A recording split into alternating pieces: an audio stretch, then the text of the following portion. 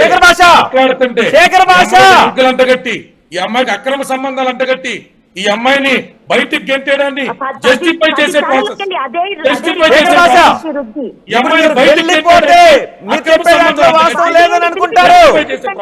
అదే శేఖర్ భాషని నిజంగా ఏ ఛానల్ వాళ్ళు ఎంకరేజ్ చేసినా సరే నేను అసలు ఊరుకోను.